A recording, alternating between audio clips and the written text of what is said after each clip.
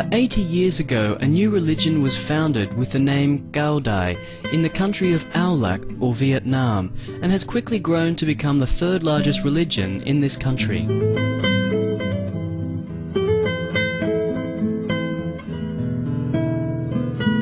Cao Đài recognizes the ultimate goal of all true religions is the same: to teach humankind to live peacefully and compassionately with all sentient beings, and to realize our divine origin.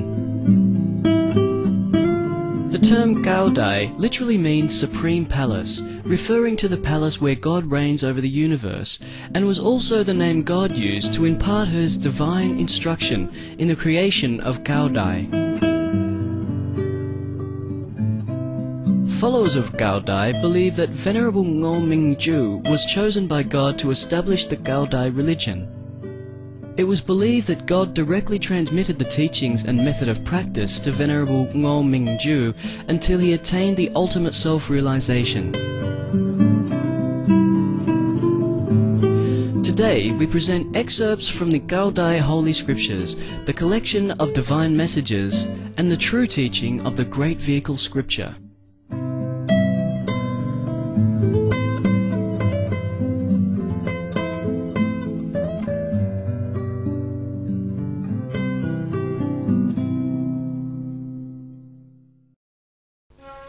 Collection of Divine Messages in 1969. The Method of Self-Cultivation and Spiritual Practice. Those who set their mind to spiritual practice and put all efforts into attaining liberation will sooner or later achieve their goal. It's just that people often do it for appearance's sake.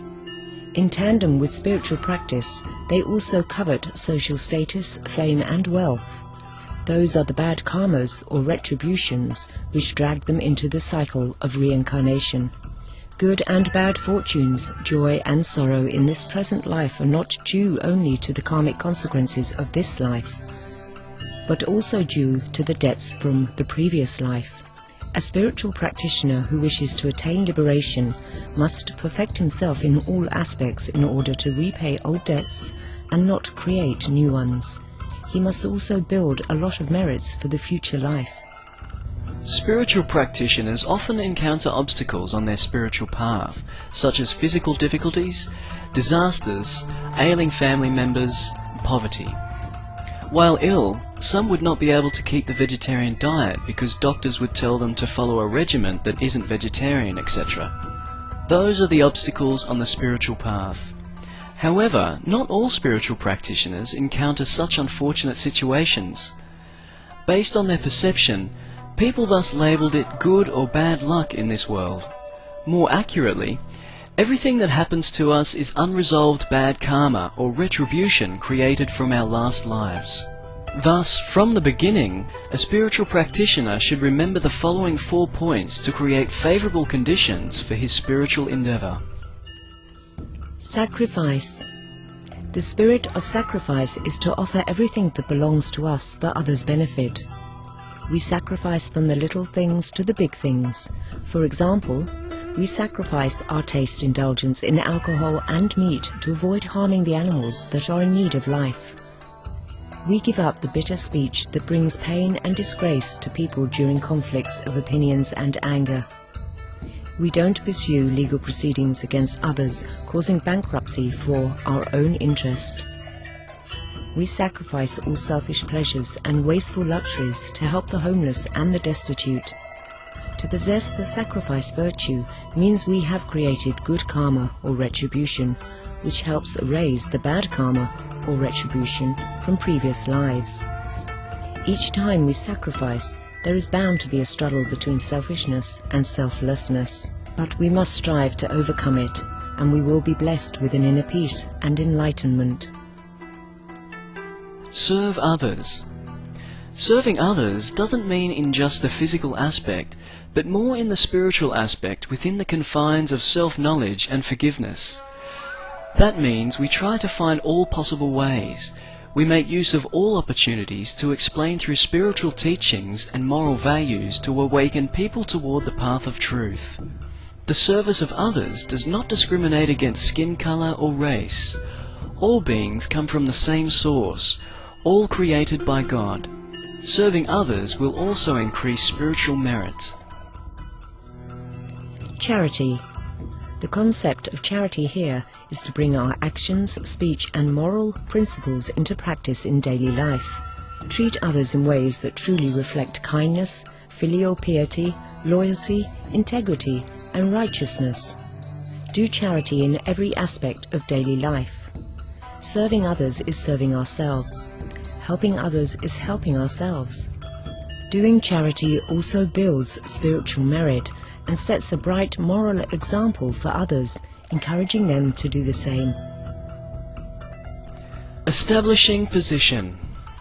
Establishing position here doesn't refer to establishing a position in this ephemeral realm. That would comprise all three areas mentioned previously: sacrifice, serving others, and charity. We perform those without ego, greed and anger, motive, and without wanting something back. We do all the good deeds. The more good deeds we do, the more we should be humble and reject all worldly praise. Establishing our position doesn't mean we desire to become saints or Buddha, because these will come naturally.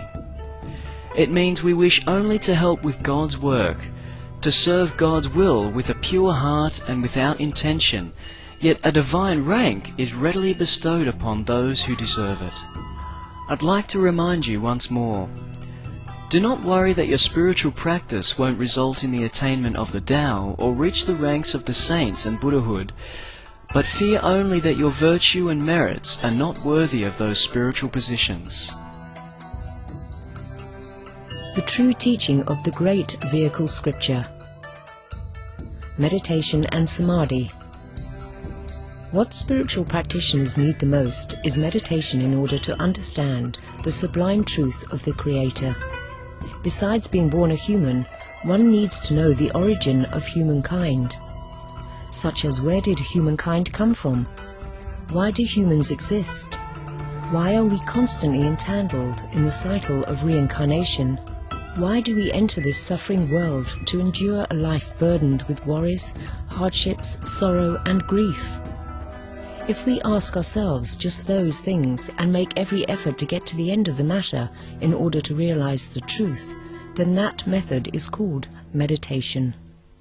Without meditation, how can you activate your wisdom in order to understand the mysterious divine science?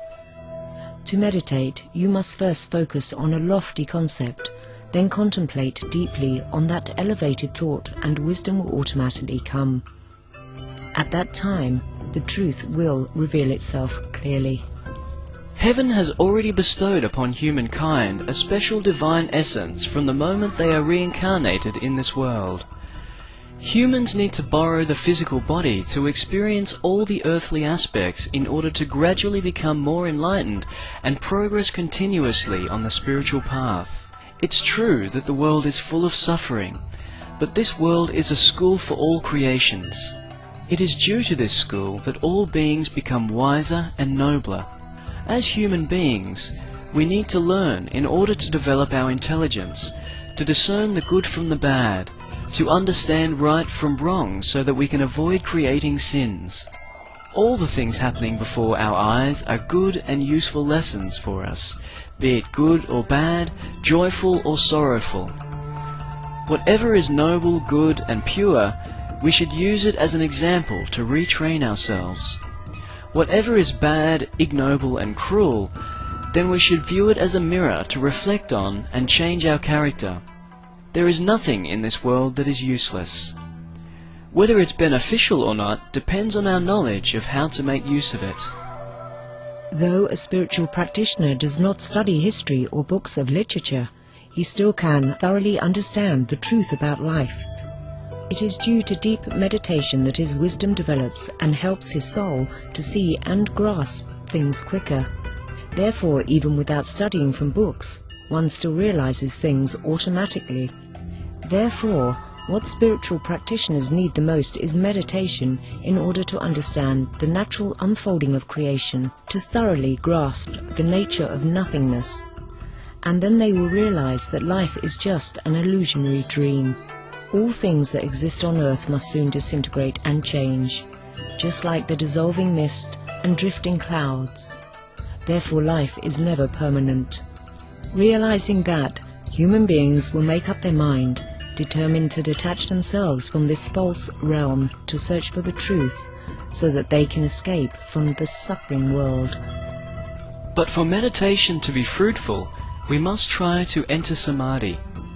Samadhi is to help the mind become peaceful, to see and correct ourselves, to rid our body of deep-rooted sickness, and to eradicate the 7 emotions and 6 desires that disturb us day and night. Then we keep our mind focused, don't let it think about nonsensical and bad things.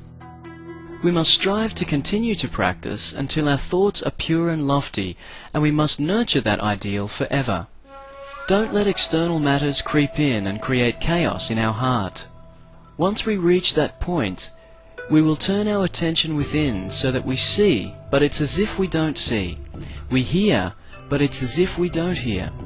We know, but it's as if we don't know. We do not concern ourselves with any worldly matter.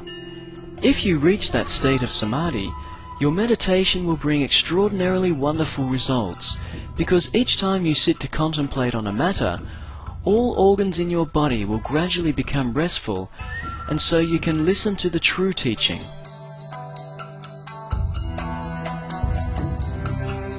The Dharma Guard Lecture at the Divine Temple, Attaining Enlightenment. Since the beginning of time, God had already established a true law, the eternal and divine way, so that human beings may follow to advance into the ranks of deity, saint, celestial being and Buddha. If we progress, we will achieve the ultimate enlightenment, and if we regress, we will fall into the rank of the devils. All religions have established many precepts, but the wise are few, while the ignorant are many, so these precepts can't be carried out fully. However, God's true law isn't much, mainly just love, so that everyone can practice regardless of their social status. Even small species, termites, bees, ants, also know to keep the law of love and harmony, resulting in a group that unites and assists one another, creating orderly homes. That is the animal's rapid way to evolution. In regards to family, there are fathers and children, husbands and wives, siblings, extending further to social communities and fellow countrymen, all due to the law of love in order for all to coexist peacefully and prosper. If we do not abide by this true law, we are unworthy to be a human being.